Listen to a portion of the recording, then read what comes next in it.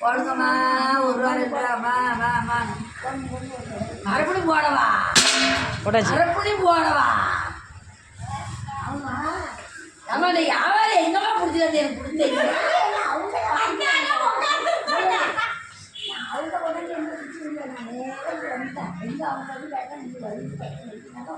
சரி, நீ கேட்டேன்னா நியாயமா 200 கருவாடு 200 கருவாடு 150 கொடுத்துக்க. மரப்புளி 20 ரூபாய்க்கு ஒரு பையன் கொடுத்துக்க. என்ன குடும்பமா ஒரு மனத்தை ஒரு 150